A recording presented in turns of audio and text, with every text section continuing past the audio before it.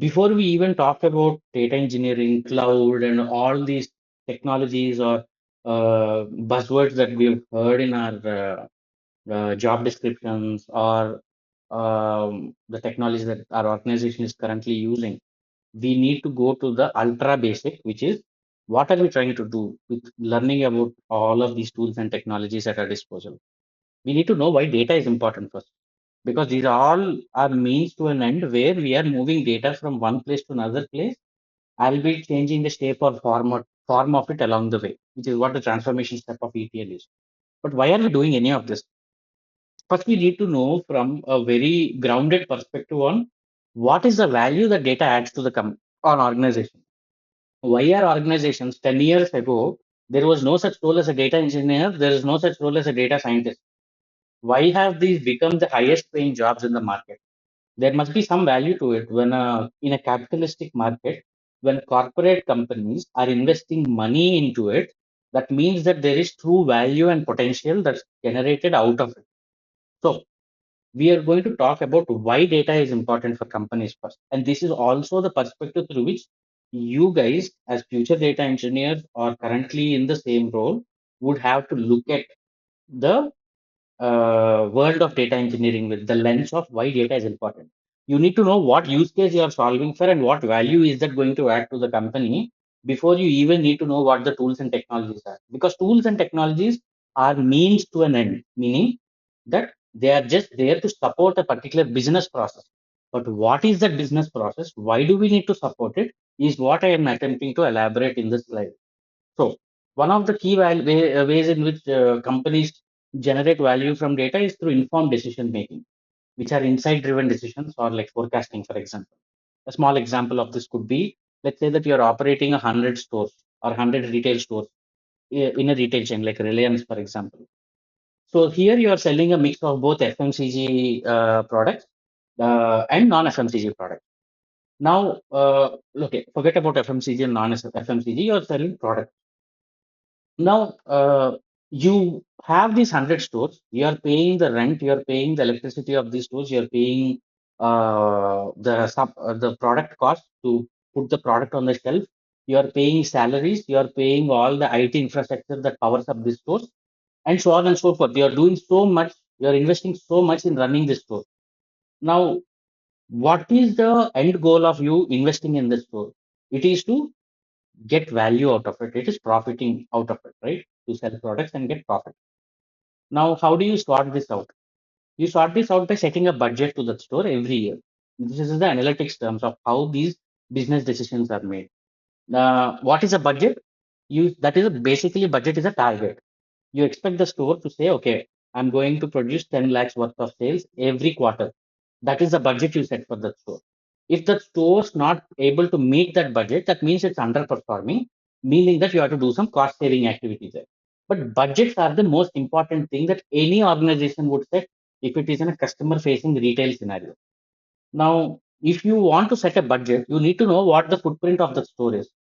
You need to know what the footfall of the store is, on how many customers come, what is the churn of customers, what products are being sold, all these analytics, right? But the most important fundamental thing for you to set a budget is to forecast the sales of the store. Forecasting is nothing but projecting what the income of the store could look like 2 quarters down the line. Sitting in January, you will see projections until September or August. Based on those projections, you set the budget. Okay, this store is expected to, based on the historical pattern of sales, this store is expected to do 10 lakhs a quarter. Let us increase it by plus 2% over the last year, same time period, and let us provide this as the budget. For that, you need a forecast. For forecast, you need to do data analysis in order to understand what the historical patterns of the store are. So that is insight driven decision. That is how a data driven decision making can help you make your stores profitable by setting the right budget. Your stores are overperforming or underperforming is decided upon where you draw the line of budget. And that is a very important concept which organizations use to do their decision making. See how suddenly you understand that what is the value of data that you're trying to produce or transform or load or extract. This is the value of it. Enhancing customer experience, another aspect.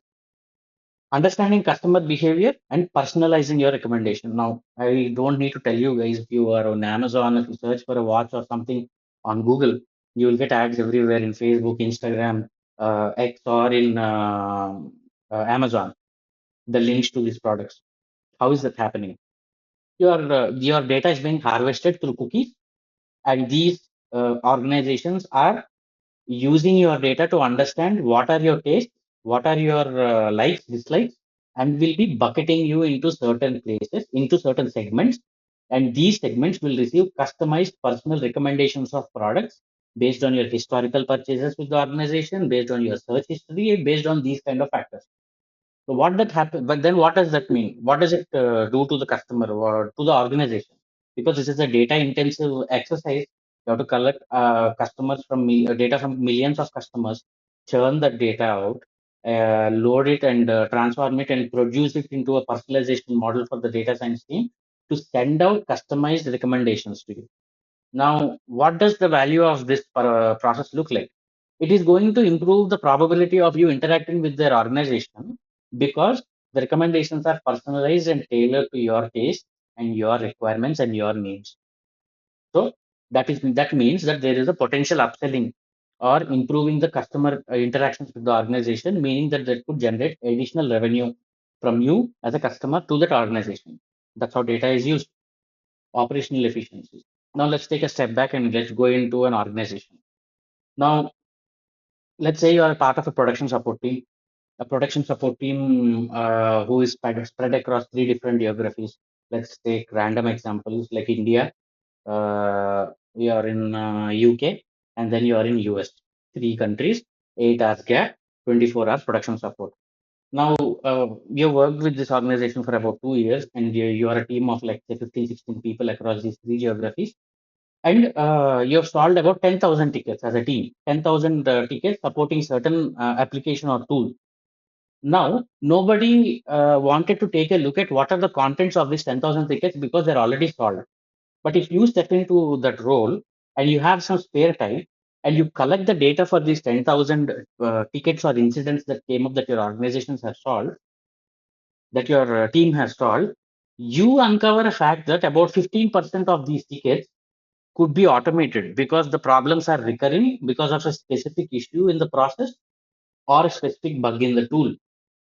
Now, suddenly, if you automate this process, you have 15% tickets worth of time that is left for your resources to focus on other problems that will benefit the organization rather than doing firefighting and solving the same thing every time. That is an example of streamlined process. And here also data helps, and it allocates your resources in a timely and effective manner so that you every dollar you invest, you will get a better bang for the buck. That is also how data adds value to your organization. Competitive advantage. Now, let's say that you are a startup and you want to expand into a market, trying to sell a product. Now you need to know who are the players in that market, what is the pricing of that market, and what are the depth and width of your product that you need to introduce to that market to make sure that your competition doesn't eat you up because they have the advantage of first movers advantage, right? Then what do? You collect data from market intelligence.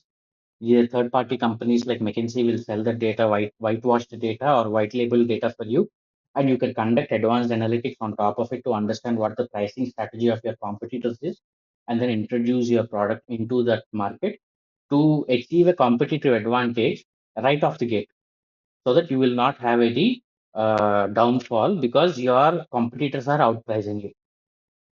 And another way in which data can help you, revenue growth.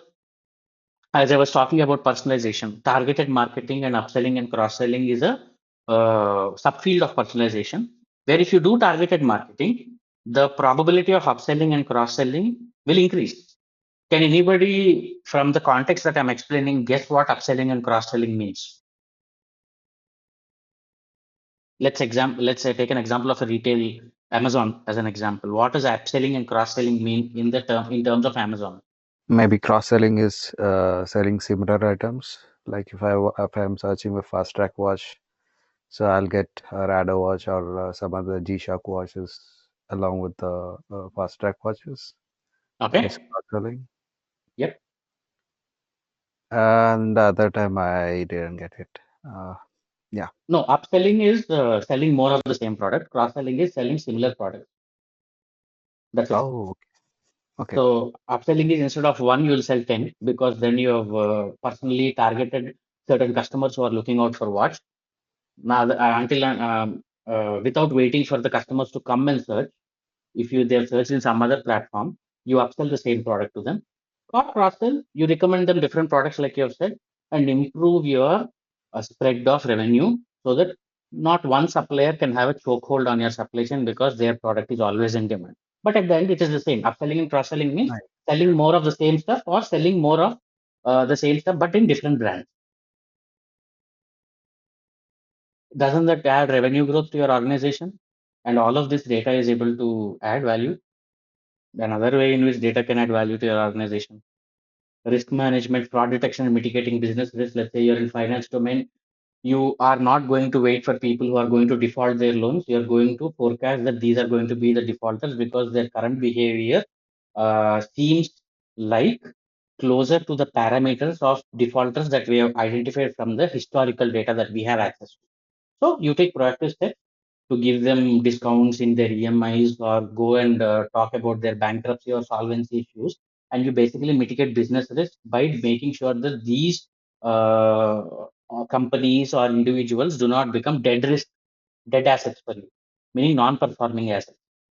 This is also possible. Data as a revenue stream. This is a new way of making money off of data. As I was talking about competitive advantage, I said the third party companies like McKinsey will sell you white label data. What does that mean? That means that if you have market intelligence data for your organization, you can scrub it off with your customer details, your store details, your product details, and you can then sell that data, which doesn't have any sensitive information that might impact your company's competitive advantage to third-party companies or consultants like McKinsey or Boston Consulting Group or any of these consulting organizations and make money out of it, monetizing your data basically. That is also an additional revenue stream. Regulatory compliance. You're working in a highly sensitive field like medical domain, and you're trying to diagnose whether a person has COVID or not. Let's assume as a top of my head example. Now, you can install a machine learning model that would look at each pixel of the x-rays that get generated of the people's lungs, and you can do some sort of analysis on whether this particular individual has a probability of having this disease. Now, you also have to be mindful of the fact that this is a very heavily regulated field. That means that any analysis that you do needs to make sure that it meets the regulations of that particular domain. And the transparency of your analysis should also be published as individual papers in order to meet these regulatory compliances. And these regulatory compliances could change with time depending on the government of the day because these are set by the governments. Now, how do you tackle something like that? You use a rules-based algorithm, churning historicals in order to make sure that your current decisions are going to take regulatory compliance, or whether you need to change stream, or you need to change your track or approach, and also make sure that your database or rules of regulations are completely updated in cycles, which are hooked into the government website. This is also a way in which data could make sure that you're following your compliance and regulatory requirement, building trust. Now, let's forget about all these domains and let's go to any organization. In that organization, the CEO comes and asks, what is the numbers projections for this quarter, the sales projections, because he needs to go and show this to the board of directors in order to decide what the share price is going to be and the share price strategy is going to be for the upcoming quarter. Now, if the CEO gets different numbers for the same question from multiple teams querying multiple data, that breaks the customer trust. So, that breaks the trust of the customer because the data on which these decisions are being taken isn't going to be truthful to the ground. So, what can you do in order to make sure that the customer trust is built? You deploy a data governance strategy, you deploy operational efficiency strategies in order, and this is also based on the data that you have collected for these business processes across different periods of time in your history. So it becomes more of a metadata where you use that information to streamline your process so that one source, one question, one answer is the name of the game. As a result, you will build your customer trust. Now, you can see from all these examples, ranging from banking sector to retail sector to medical sector to any general business processes or even HR, e-commerce, you can see that data is a horizontal. While all these domains are vertical, data is a horizontal. And what I mean by that is data is common in every part. You just need to know how to use it depending on the domain you operate in. So the two key takeaways from this slide is what domain are you going to operate in? Okay. And what is the use case that you are going to operate for? These are the two questions with which you need to start the journey of a data engineer first. So I wanted you guys to know and understand these things. Okay. Now let's talk a little bit about some real world examples like Amazon. It uses data to personalize product recommendations. As I said, driving massive revenue through upselling and cross selling. We all know this and we have experienced this. Netflix leverages viewing data to offer tailored content suggestions, keeping subscribers and engaged and reducing churn. I would say that anybody who has a Netflix account would also understand that whenever there's a Thursday or a Friday, the right movie comes and it becomes the poster on top of your screen whenever you open Netflix. This is done through your analysis engine that runs in the backend to recommend you customized recommendations so that they keep you engaged as much as possible and that they would want you to be hooked onto their platform. Tesla utilizes vehicle data to enhance autonomous driving features, improve safety, and deliver on their updates. They use computer vision for this, and this is a very heavy data intensive task. So, data empowers companies to operate smarter, faster, and more effectively, making it an indispensable component of modern day business strategies. Okay. This is the lens through which you need to see every single problem statement that comes across your table. Ask these questions first. What is the use case? What are you trying to do with it? Depending on that, you'll be able to identify the right assets and you'll be able to do the right modeling and you'll be able to provide the right insights for the data scientist to pick up and run with it. But we'll talk about the roles as well in an organization. But before we go there, a few fun facts for you to understand the perspective of why data engineering is the right choice and you guys are making it at the right time. 90% of the world's data was generated in the last 2 years. I've included sources as well. Please feel free to Google them on your own time. You'll have the recording at your disposal. 90% of the world's data was generated in the last 2 years. That's a statement of its own. I don't need to explain further on that. By 2025, the global data sphere is expected to grow to 181 zettabytes or 181 billion terabytes. I can't even comprehend that number. But if 90% of the world's data was generated in the last 2 years, you'll definitely know in which direction these demand for these fields are going to flow. 91.9% of global companies say that data-driven decisions are critical to their business growth. Makes sense. I've been a part of these decision-making bodies, and I myself personally saw what value it adds. Real-time data analysis can save companies $1.2 trillion annually by improving operational efficiencies. The continuous service improvements, as we call it in the service sector. 53% of companies are using real-time data to make critical business decisions. I'd want that number to go up, and it is growing to go up. These are all the fun facts that you need to know of the world of data before we even jump into the world of data engineering. Because the world of data means it's a data analyst, a data scientist, or a data engineer, or any other role that comes in between this. Being associated with the world of data is the right decision at the right time that you guys are making is the point I'm trying to reiterate with this slide. Now, we also know that the data is growing at a very fast pace because 90% of the data was captured in the last 2 years. That means that there are challenges with the ever growing size of these data sets. What are these challenges? Managing scalability and performance while rapidly expanding data volumes. Okay. Managing scalability from when you built a solution on top of data that was 1 GB in size, and now years have gone by and the size of the data increased to 10 GB. Is your solution still competent enough and scalable enough to maintain the performance? That is something that you need to understand when you're building solutions today. You need to forecast your needs for the next 5 years. That is also a challenge. How do you do that? Ensuring data accuracy, consistency, and reliability. So if the data is growing at this rapid rate, how do you make sure that the seams don't burst, that you are running very fast, but in the same time, because of the speed, you're compromising on the quality? That is also a challenge. Addressing stringent data security privacy regulations makes sense because you're operating in a sensitive area for the business. And if you share the data with the wrong person, or if you store the data in the wrong place, or if you use the data to generate revenue where you're not supposed to, all of these are problems that you need to address to make sure that your data is being used ethically and responsibly.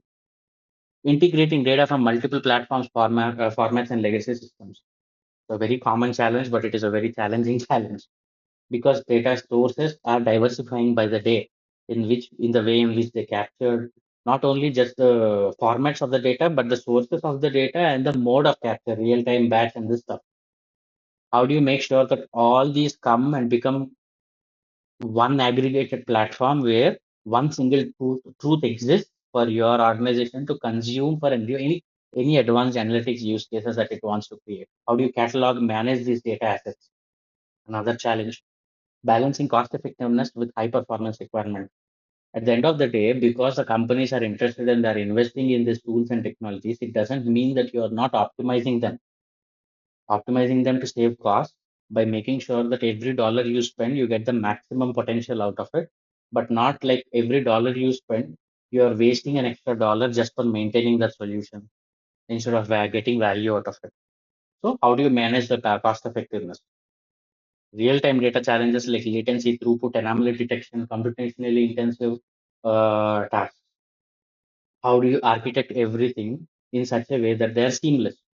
These are a few challenges that you need to think of when you look into the world of data because they're ever growing in nature. How do you solve these problems? That is the reason why these job roles exist. This is the overview of what challenges the world of data has. Then comes the individual roles, the data champions, I'd like to call them, which are the data scientists, the engineers, the analysts, the architects, the ML engineers, the BI developers, and the emerging roles are data ethicists, where ensuring ethical use of data and AI, or data artists, which are one step above the Power BI traditional developer. It engages data-driven visuals for storytelling. So these are the roles in the world of data that are already embedded or are upcoming. And you need to understand first what are the data engineers. They're the data enablers of the organization. They build scalable pipelines to move and process data efficiently. They optimize storage solutions for all kinds of data. They enable real-time data access for analytics and decision making. They play a pivotal role in bridging raw data and actionable insights. And I'm not using this word pivotal lightly. I'm not using it for the sake of using it. The reason why it is pivotal is, imagine that you are a data engineer who sits between the business requirements and the raw data.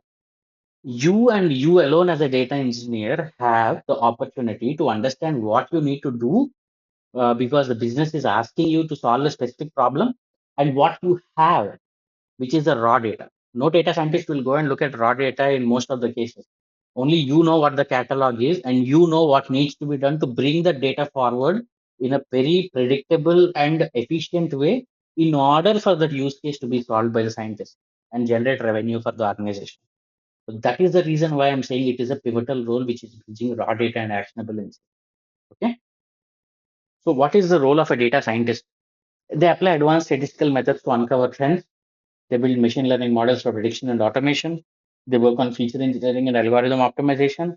They collaborate with engineers and analysts to operationalize data solutions, like productionizing data solutions. And an extension of this would also be that today, that in technology wise, data scientists are also moving towards agentic AI and LLMs, or large language models. They are trying to make a mini data scientist out of code by automating the data science process. That is the next level in which this field is flowing. What does a data analyst do? They use visualization tools to create dashboards. They interpret complex data into actionable insights for stakeholders. They monitor key performance indicators that are outlined by business to guide the business decisions. And they collaborate with business teams to understand their data needs. They act as a buffer between a business team and a data engineering team. And more often than not, they're also involved in certain ad hoc analysis where the business has certain immediate questions that doesn't need advanced solutioning or machine learning model. They just need to know certain specific questions regarding certain specific aspects. And data analysts, more often than not, run SQL queries on the data warehousing system on raw data to answer those specific questions. Not everything is a pipeline, nor not everything is a machine learning model. Sometimes data analysts do take some burden off of data engineers or scientists by doing this ad hoc analysis. But that's where they fit in. What is the role of a data engineer when we jump into it one level deeper, specific? They're designing and building ETL pipeline, which is also a different way of saying they bridge raw data from actionable insights. The ETL is the part that comes in between these two steps. Manage data storage. They are supposed to maintain the operational efficiency and optimization of the data storage solutions that they are managing. Access control to those data storage solutions, security of those data storage solutions, like where Snowflake or Databricks, for example. Modeling the data in order to decide whether you want, for example, a star schema or a Snowflake schema. What are the use cases that will be built on top of the data asset? How do you want to design the data? These are the questions. Data integration, as I said, multiple platforms aggregated to a single data platform, multiple sources aggregated to a single data platform. How do you do that? Ensuring data quality. Obviously, because if you do all good engineering, but the quality of the data is bad, it's not serving the end business use case in a way it is supposed to, then what is the point of maintaining the platform? Data security and compliance and optimizing the data system. These are all the things that a data engineer will be responsible for when you look and peek into the world of a data engineer in a one level deeper way. Now, why a data engineer? The job demand, which is the most important thing that you guys need to focus on, that there is a 50% year over year growth. They have seen a 50% year over year growth, making it one of the fastest growing IT job categories. There hasn't been a week, I'm not saying day because that is exaggerating it. I haven't seen a week where I didn't get a LinkedIn notification saying that a senior data engineer role or a lead data engineer role or a data engineer role, the number of jobs grew by 9%, 7%, 8%. There hasn't been a week when I didn't see that notification. I hope you guys did too if you're closely following this stuff on LinkedIn. I am assuming that it will grow even more rapidly, above 50% as time goes on. Hiring priority wise, it is the number one hiring priority. So in 2023, data engineers ranked as the most in demand in the data related profession, surpassing data scientists. The reason is first you need to bring the data forward now from different places, make it highly performant, build the data assets by modeling it, and then offer these features to the data science team for them to start their work. So how can a data scientist exist without a data engineering existing before? So that is the reason why it is a number one priority. Industry adoption, because the world is moving towards business driven decision, data driven decisions, uh, data engineers are a core component of it. So over 90% of the Fortune 500 companies have dedicated data engineering teams to manage and leverage their vast assets. Future projections, 31% growth by 2030. So employment data engineering related roles is projected to grow 31% by 2030, for outpacing the average for all occupations, above average, that means. So you can see now why data engineer is becoming more and more relevant in the world of data, because these are the people who touch the raw data. They are the people who are the origin, who are in charge of the origin of the data and managing the data from origin to a meaningful place in order for any value that needs to be generated out of it. That is the reason why being a data engineer is the right choice at the right time, because the world is also moving towards a heavy data oriented approach. Now let's talk a little bit about life cycle. In the data life cycle, you can see that there are almost 8 stages. There are 8 stages. The generation, collection, processing, storage, management, analysis, visualization, interpretation. I'm not going to read through each and individual definition of this life cycle. You can do that on your own free time. But the key words should always already tell you what is the point of having that step in the life cycle. Now, a fun question for you guys. Out of all these steps, 8 steps, how many steps do you think a data engineer is responsible for? So the steps in which data engineer is directly responsible for, meaning that is their day-to-day job. Generation is not in a data engineer's hand because the sources depend on the business. the organization and what products they're offering. But the collection, the processing, the storage, and management are mandatory for a data engineer. Analysis, you could do some ad hoc analysis, but data analysts do that most of the time. Visualization, you could build Power BI reports, but there are dedicated Power BI developers in certain organizations to do that. Interpretation, this becomes a part of the data science team's wheelhouse. You might need to interpret the data, but it goes as far as building feature engineering tables for any data science solution. Interpretation of the results will be a heavily data science oriented performance activity, because they need to do some statistical tests to see what the results are saying. The results will never be very straightforward. They might be skewed, and you need to understand the nuances of these skews. So interpretation, I would say 50% data engineer, 50% data scientist.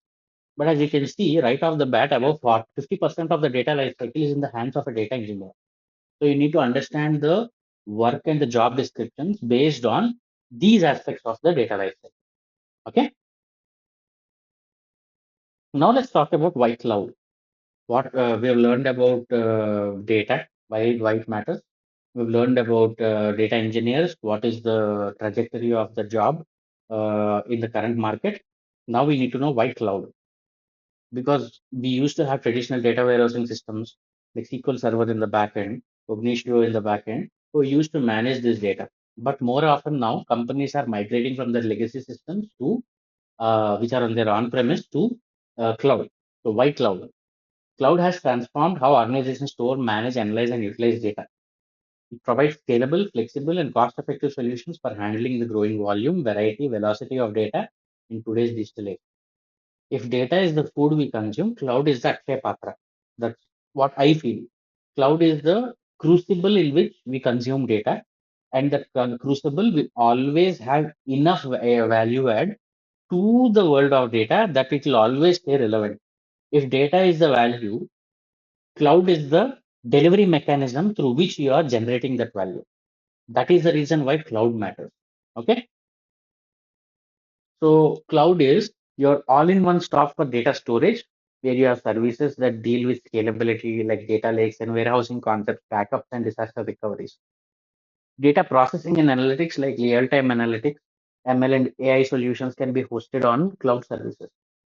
Data integration like unified data platform, ETL and ELT. We'll talk about why in the next class, ETL and ELT, and what are their differences. But you have services like Glue in cloud that does the data integration job. Cost efficiency, pay as you go model, meaning that you use what you use. If you don't use it, you don't pay for it. As opposed to an on-premise server where you would have rented out a space, established a cooling system, paying salary to a guy to maintain the infrastructure and the security compliance of that hardware that you own, and you own the hardware altogether. So if your organization wants to pivot in a different business direction, you can't do lift and shift of these hard assets. So cloud gives you the capability to be lean and lightweight, and also cost effective because you pay as you go. Resource optimization, reduce maintenance costs. You have a lot of flexibility to optimize your bills. Security and compliance. They have encryption, they have access control, they have compliance method verification, and all the security measures that you could use to make sure that your data is as secure as it was when it was in your on-premise server. Accessibility and collaboration, global accessibility, real-time collaboration. Your data could be stored in one place, but your teams across different geographies can access the data at the same time. Innovation enablement. It gives you serverless computing, for example, through Lambda. Now you don't need to worry about the hardware on which this particular application is going to run. You don't need to worry about maintenance of the hardware. You can go serverless and you can run your scripts or your logic without worrying about maintenance of the compute behind the screen. Data democratization, rapid prototyping, because the data is accessible to multiple teams across different geographies, that people from anywhere could pick up your data and start building a product for your organization without worrying about compliance requirements, because the data is stored in a place physically on a server that is meeting the company's compliance requirements to the country that we operate. These are all the reasons why cloud matters. Now, why AWS? Because they are the market leader. They are about upward of 46%, I think, at the moment in terms of the market capture. They're the largest cloud provider with a wide range of services. They have a first mover advantage because they're literally the first of its kind. Because AWS was the first major cloud provider launching in 2006, its early entry has allowed it to refine its services over time because you have more time to fail and you had more time to learn simply.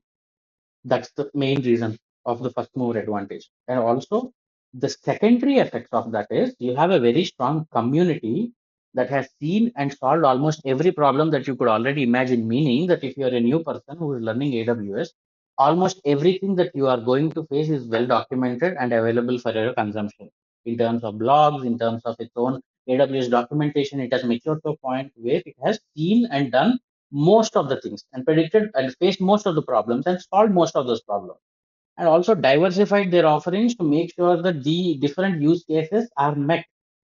We're going to talk about that because it is best for enterprises, startups, business requiring versatility and scalability because they have tuned their services and their offerings to support different kinds of business organizations at different levels of maturity. What are their strengths? Their scalability, their global presence over 200 locations, if I'm not wrong, in terms of the data centers, and comprehensive offering for compute, storage, AI, ML, and DevOps.